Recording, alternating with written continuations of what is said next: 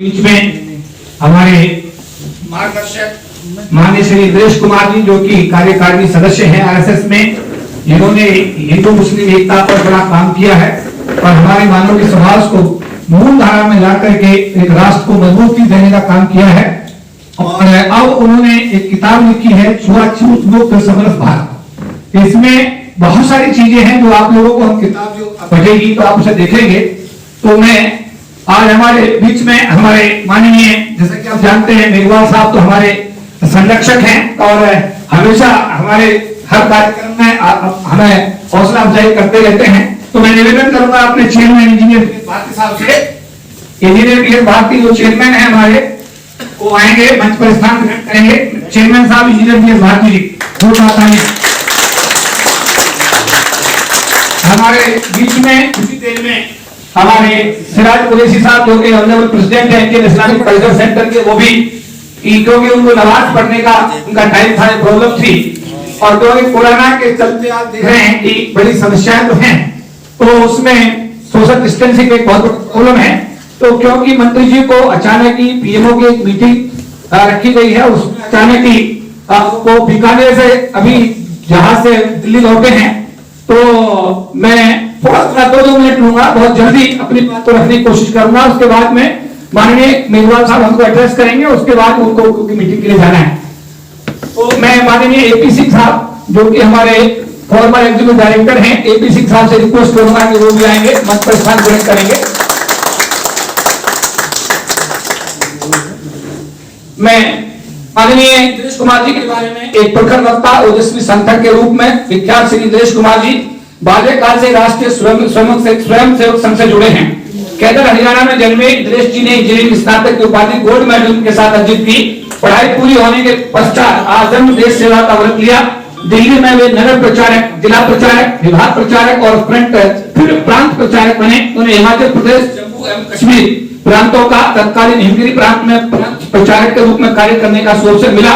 बाद में संपूर्ण उत्तर भारत में प्रचार संपर्क प्रमुख, फिर राष्ट्रीय सेवक संघ के अखिल भारतीय सह संपर्क प्रमुख रहे। कश्मीर घाटी में आतंक को रोकने के लिए विभिन्न धर्म यात्राओं को प्रारंभ करने के उनके अभियान को भारी जन सहयोग मिला और कालांतर में ये धर्म यात्राएं एक विराट जन आंदोलन के रूप में उभरकर सामने आई हैं। दिल्ली के प्रसिद्ध झंडे वाला देव मंदिर की जमीन का आंदोलन हो, जम्मू कश्मीर में ग्राम समितियों का गठन हो, भारत जोड़ो अभियान हो, अंडमान की स्वराज यात्रा हो अथवा तिब्बत मुक्ति आंदोलन, इंद्रेश जी के मार्गदर्शन में अनेक कार्यक्रम ने सहज विराट जन आंदोलन का रूप ले लिया है। मार्गदर्शन और संयोजन ने अनेक सामाजिक राष्ट्रीय विचारधारा से संतोष को नव जीवन दिया है।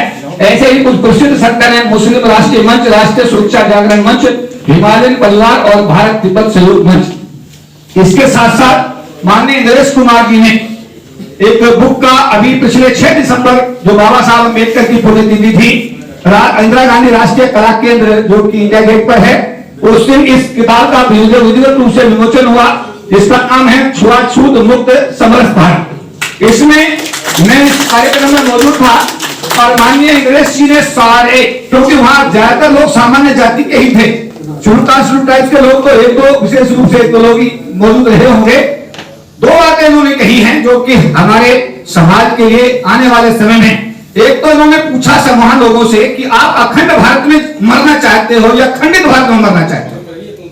खंडित का मतलब है कि हमारा अफगानिस्तान चला गया, कजाकिस्तान चला गया, पाकिस्तान चला गया, बांग्लादेश चला गया, नेपाल चला गया, ये खंडित भारत हो गया। और इसे खंडित करना चाहते हो या आप एक सुदृढ़, एक मतलब मजबूत जो हमारा राष्ट्र उसमें जीना चाहते हो। अगर आप खंडित में मरना चाहते हो तो इनके साथ भेदभाव करो, और अखंडित भारत में मरना चाहते हो तो अपने किए के लिए पश्चाताप करो और देश के SC/ST समाज के लोगों को प्यार करो, अपनापन करो और उनके साथ अत्याचार मत करो। इसलिए ये किताब पूरे देश के 32 करोड़ लोगों में जानी है। शासन ने जिम्मेदारी ली है कि इस जिम्मेदारी को निभाते हुए हम लोग इस किताब को अपने समाज में और दूसरे समाज में पहुंचाने का काम करेंगे।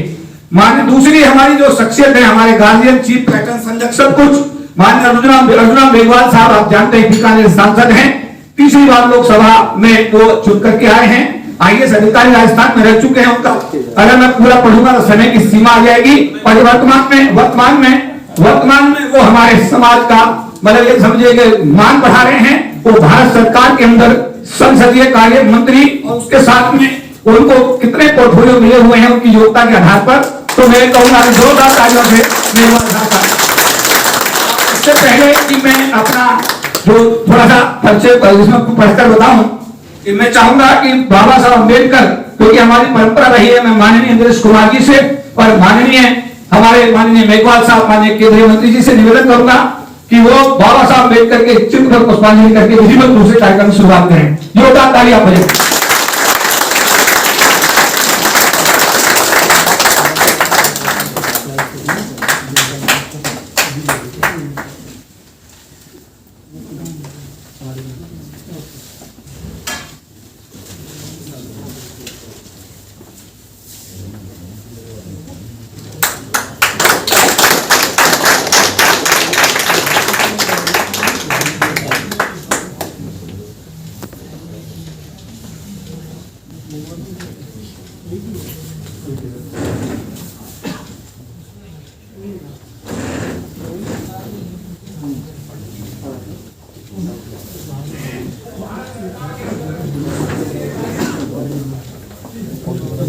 मैं इस कड़ी में अभी हमारी परंपरा अभिनंदन कमेटी में अपने चेयरमैन और वर्किंग चेयरमैन हमारे सीपीडब्ल्यूडी एसोसिएशन के राष्ट्रीय महासचिव हैं, जो कि बहुत बड़ा डिपार्टमेंट है सीपीडब्ल्यूडी, और दिल्ली विद्युत बोर्ड फेडरेशन के जो हमारे जनरल सेक्रेटरी, पूरे देश के विद्युत फेडरेशन के इंजीनियर हमारे राजेंद्र प्रसाद जी वो आएंगे और हमारे इंद्रेश कुमार जी को भूखा दे करके, उनको पगड़ी पहना करके, उनको शॉल उड़ा करके भारत का संविधान देकर उनका सम्मान करेंगे।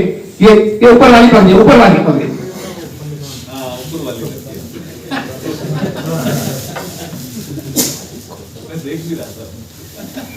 सर मैंने कहा था मुझे गाइड कर देना, आपने कहा नहीं बोलो बात करेंगे। कलर अच्छा ना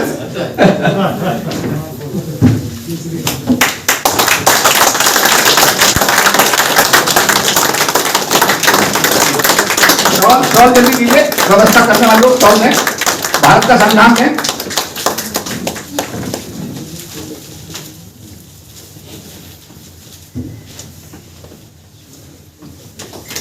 स्टॉल दिखा दीजिए।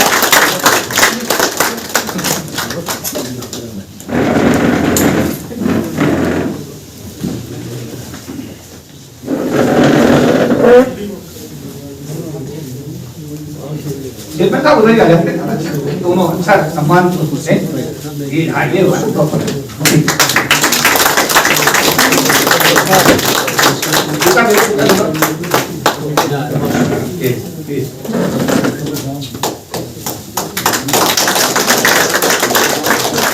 इसी कड़ी में मैं भारतीय स्टेट बैंक जो सबसे बड़ा बैंक है, पंजाब नेशनल बैंक जो नंबर 2 बैंक है हमारा, दोनों हमारे रिप्रेजेंटेटिव हैं वो आ जाए, जनरल सेक्रेटरी दोनों के दोनों आ जाए, और हमारे माननीय अब्दुल मेघवाल साहब को पगड़ी पहना करके, शॉल पहना करके, पगड़ी दीजिए जल्दी, पगड़ी दीजिए।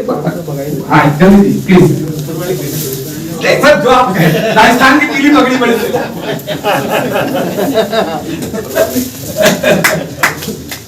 जी। संविधान की कॉपी। पीएनबी सर बहुत बड़ा बैंक है हमारा, स्टेट बैंक तो 80,000 लोग हैं सर, इंद्रेश कुमार सर, और 50,000 हमारे पीएनबी में, दोनों जो राष्ट्रीय महासचिव सर हमारे मेघवाल साहब का सम्मान कर रहे हैं। ठीक है सर सर सर सर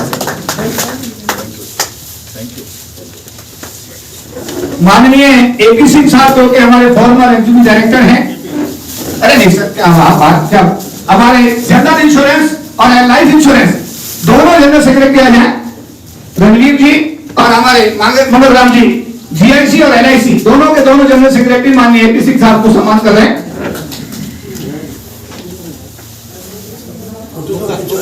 हो रहा चिंता ना करो।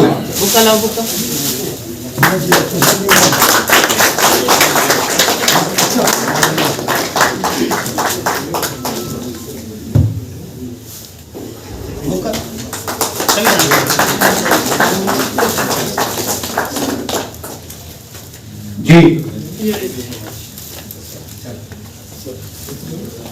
तो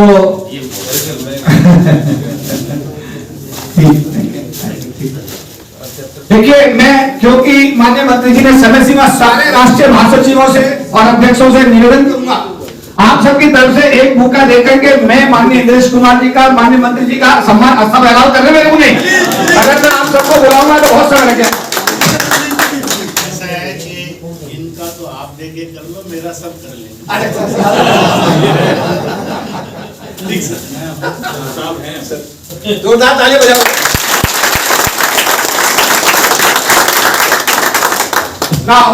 मैं कम समय में, इससे पहले हमारे माननीय मंत्री मेघवाल साहब हमें संबोधित करेंगे।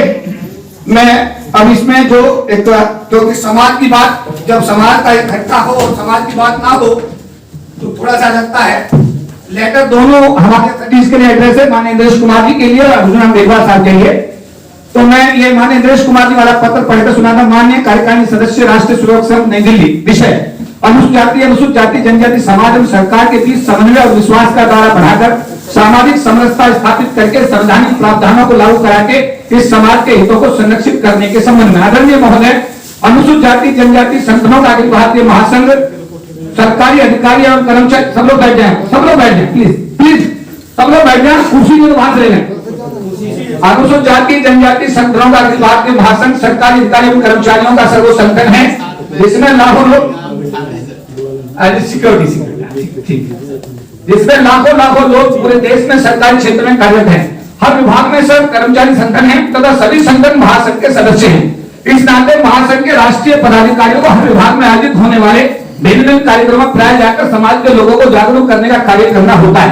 महासंघ द्वारा अपने गठन 1997 से लेकर आज तक आरक्षण को बचाने, निम्न क्षेत्र में आरक्षण लागू कराने आदि महत्वपूर्ण मांगों को लेकर राष्ट्रीय एवं अंतर्राष्ट्रीय स्तर पर अनेकों रैलियों, सेमिनारों, सम्मेलनों, प्रदर्शनों आदि का आयोजन किया गया तथा अपने मांग पत्रों के माध्यम से समय समय पर तत्कालीन राष्ट्रपतियों और प्रधानमंत्रियों को अवगत कराकर उनका समाधान कराने का सफलता प्रयास किया गया। आज कल्याण संघ मुख्यालय में आपकी गरिमा में उपस्थिति से हमारा पूरा समाज अपने आप को गौरवान्वित महसूस कर रहा है। हम अनुसूचित जाति जनजाति समाज के करोड़ों लोगों की तरफ से आपको इस शुभ अवसर पर हार्दिक अभिनंदन करते हैं। आपका व्यक्तित्व बहुआयामी प्रतिभा का स्वामी है तथा आपका चिंतन आने वाले समय में भारत राष्ट्र के निर्माण में महत्वपूर्ण कारक सिद्ध होगा, ऐसा हमारे समाज का विश्वास है। आपके द्वारा लिखित पुस्तक छुआछूत मुक्त समरस भारत एक सामाजिक क्रांति लाने वाला ग्रंथ है, जो आने वाले समय में भारत जैसे विविधता वाले देश में सामाजिक समरसता स्थापित करने में मील का पत्थर साबित होगा। आपकी यह पुस्तक भारत के दोनों समाजों अर्थात जातिगत आधार पर प्रताड़ित किए जाने वाले तथा जातिगत आधार पर प्रताड़ित करने वाले समाज के बीच समन्वय स्थापित करके भारत राष्ट्र को एक अखंड एवं प्रगतिशील राष्ट्र बनाने में निश्चित रूप से सार्थक साबित होगा। आपने अपने प्रयासों से भारत के अल्पसंख्यक समाज को राष्ट्र की मूलधारा में लाने का सफलतम प्रयास किया है, जिसकी जितनी प्रशंसा की जाए कम है। आज आपने अपने इस पुस्तक के माध्यम से एक ऐतिहासिक पहल करते हुए सामान्य जाति को लोगों को एहसास कराया है कि जब तक वे अपनी गलती का प्रायश्चित करते हुए भारत के अनुसूचित जाति जनजाति समाज के साथ जातिगत आधार पर भेदभाव एवं प्रताड़ना बंद करके उन्हें अपने गले से नहीं लगाएंगे, तब तक अखंड भारत की कल्पना नहीं की जा सकती। हमारा महासंघ आपकी इस पुस्तक को अनुसूचित जाति जनजाति समाज के हर व्यक्ति तक पहुंचाने का हर संभव प्रयास करेगा।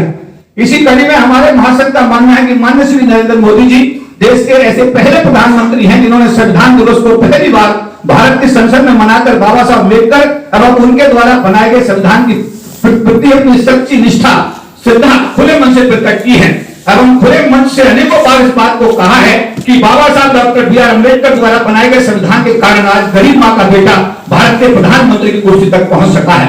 अगर बाबा साहब और उनका संविधान न होता तो यह कार्य असंभव था। श्री मोदी जी की सरकार द्वारा अनेकों ऐसे कार्य, ऐतिहासिक कार्य किए गए जो पिछली सरकारें कर सकती थी लेकिन उन्होंने नहीं किया, जिनका संचित ब्यौरा निम्न प्रकार है।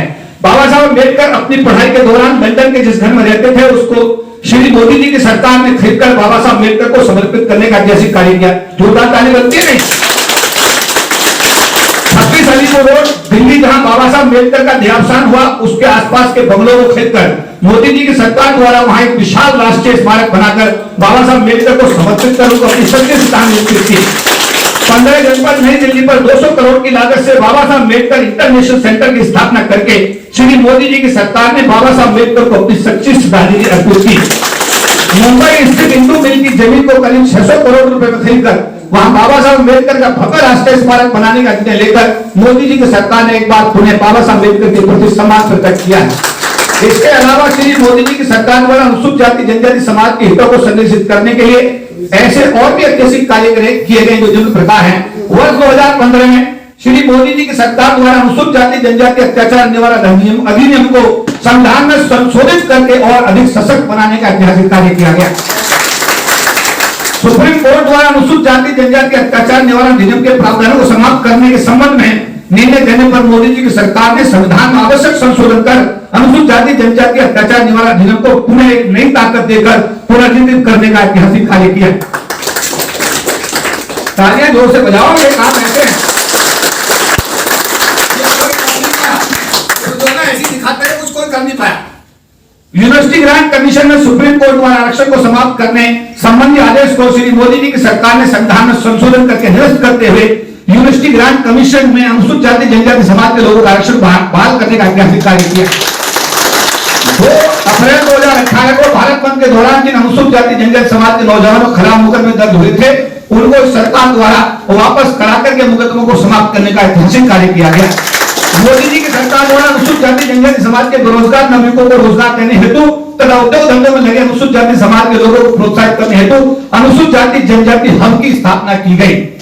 मोदी जी की सरकार के माइक्रो स्मॉल एवं मीडियम एंटरप्राइज मंत्रालय द्वारा अनुसूचित जाति जनजाति समाज के उद्यमियों को बढ़ावा देने के लिए अनेकों प्रकार की रियायतें देने की व्यवस्था की गई।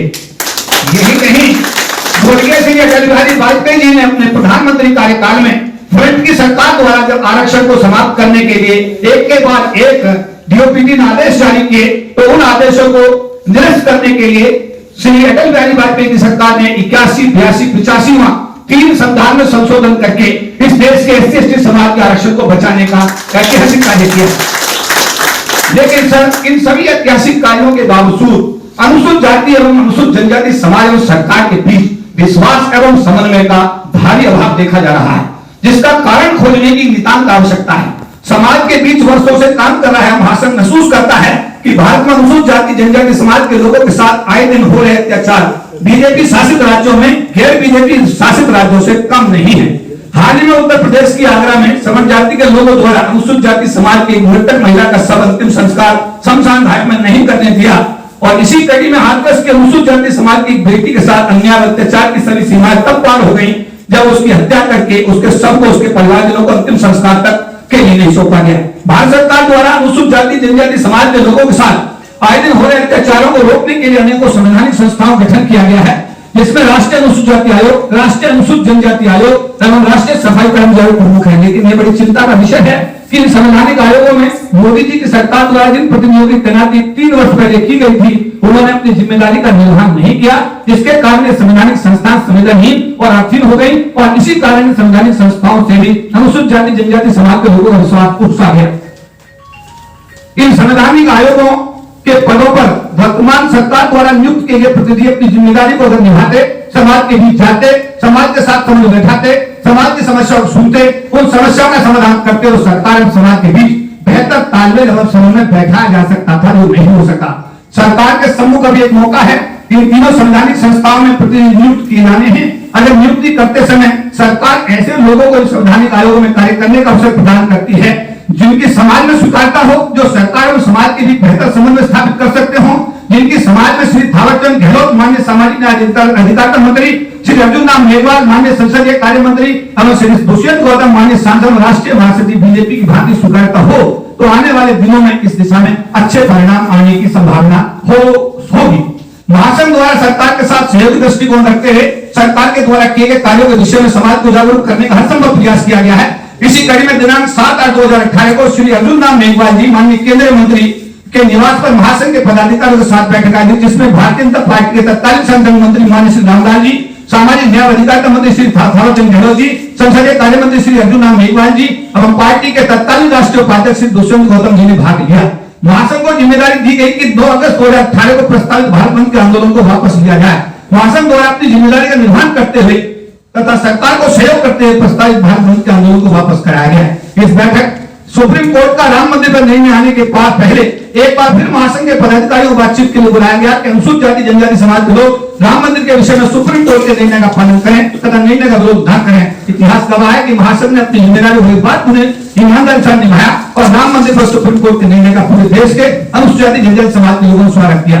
बाबा साहब अम्बेडकर और महात्मा गांधी के बीच हुए पुनः पैक्ट के अनुसार अनुसूचित जाति जनजाति समाज के लोगों के लिए सरकार की नौकरियों में 22.5% एवं लोकसभा तथा विधानसभा में 25% के आरक्षण की व्यवस्था की गई है। इसी कारण पूरे भारतवर्ष में अनुसूचित जाति जनजाति समाज के करीब 40 लाख लोग सरकार की नौकरी मांगने में सफल हुए तथा गरीबी की रेखा से ऊपर आने में कामयाब हुए। आज जब सरकारी क्षेत्र ही खत्म हो रहा है, जिस क्षेत्र में कोई आरक्षण की व्यवस्था नहीं है, ऐसी स्थिति में अनुसूचित जाति जनजाति समाज उच्च शिक्षा प्राप्त नौजवान बच्चे सड़कों पर घूमने के लिए मजबूर हैं, क्योंकि सरकारी क्षेत्र में नौकरी रही नहीं और निजी क्षेत्र में उनको कोई लेता नहीं। धन के अभाव में कोई व्यापार कर सकते नहीं और करने की कोशिश भी करते हो, सामाजिक एवं जातिगत भेदभाव प्रताड़ना के चलते व्यापार के क्षेत्र में समाज के लोग सफल हो पाते नहीं। लास्ट डे इसी कारण आने वाले समय में अनुसूचित जाति जनजाति समाज का भविष्य पूरी तरह अंधकार में होता जा रहा है तथा गत वर्षों में तत्कालीन सरकारों की राष्ट्रीय नीति के चलते अनुसूचित जाति जनजाति समाज का सरकार की नौकरी मांगने के कारण विकास हुआ था। वर्तमान परिस्थितियों के चलते जिसमें निजीकरण एक मुख्य कारक है, इस समाज को आने वाले वर्षों में वापस उसी गत में ढकेलने के लिए मजबूर किया जा रहा है। हमारे बीच कुरैशी साहब जो इस्लामिक कल्चर सेंटर के अध्यक्ष हैं, वो बीच में पधार चुके हैं, उनसे निवेदन है कि स्थान ग्रहण करें। प्लीज जोरदार तालियों से पूरे साहब का स्वागत है। तो इसी कारण आने वाले समय में अनुसूचित जाति जनजाति समाज का भविष्य पूरी तरह अंधकार में होता जा रहा है तथा गत वर्षों में तत्कालीन सरकारों की राष्ट्रीयकरण नीति के चलते अनुसूचित जाति जनजाति समाज का सरकार की नौकरी मांगने के कारण जो भी विकास हुआ था, वर्तमान परिस्थितियों के चलते जिसमें निजीकरण एक मुख्य कारक है, इस समाज को आने वाले वर्षों में वापस उसी गर्त में ढकेलने के लिए मजबूर होना पड़ रहा है, जहां वर्षों पहले जहां से आए थे। उच्चतम न्यायालय देश के गरीब अनुसूचित जाति जनजाति समाज के विरोध में आए दिन आदेश देकर इस समाज की चिंता को और बढ़ा रहा है। समाज में यह प्रबल भावना होती जा रही है कि इस देश में न्यायपालिका से अनुसूचित जाति जनजाति समाज को कोई न्याय की उम्मीद बाकी बची नहीं है और सुप्रीम कोर्ट के विषय में समाज बड़ा उद्वेलित है। समय समय पर महासंघ द्वारा अपने मांग पत्रों के माध्यम से माननीय प्रधानमंत्री श्री नरेंद्र मोदी जी को समाज की समस्याओं के विषय में अवगत कराने का प्रयास किया जाता रहा है। मांग पत्र के प्रति समय में हम आशा करते हैं कि आपके सहयोग से हमारे मांग पत्र में हमारे समाज की जिन समस्याओं को उठाया गया है उन पर भारत सरकार गंभीरता के साथ विचार करेगी तथा भारत के अनुसूचित जाति जनजाति समाज का चहुमुखी विकास निश्चित रूप से सुनिश्चित करेगी तथा भारत के माननीय प्रधानमंत्री महासंघ के पदाधिकारियों को मांग पत्र चर्चा करने के लिए अवलंब आमंत्रित करके उनको उनका समाधान करने की पहल करेंगे। आभार एवं धन्यवाद के साथ भारतीय engineer B S Mathur chairman. ये पास है आप लोगों की तरफ से, चेयरमैन साहब से कहोगे लोग सबको भेंट करें और माननीय मंत्री जी को दें। चेयरमैन साहब इसको साइन करिए आप और इसको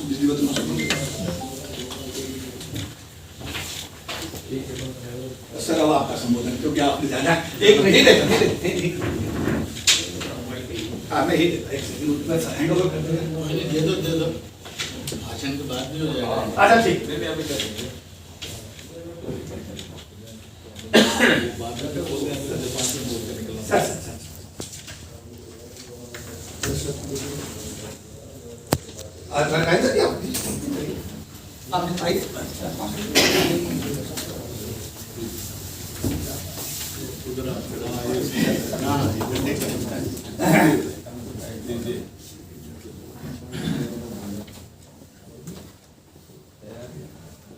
जानते हैं कि वो आईएएस अधिकारी रहे, राजस्थान में बहुत ही लोकप्रिय रहे और आज जब से लोकसभा के सांसद बने मुझे बड़ा गर्व है उनके साथ मिलकर काम करने का कि हमारा मार्गदर्शन करते हैं और कोई भी समस्या उनके संज्ञान में लाई जाती है तो दिल से उसमें सहयोग करते हैं। जोरदार खड़े होकर तालियां बजाइए। मैं इन्वाइट करूंगा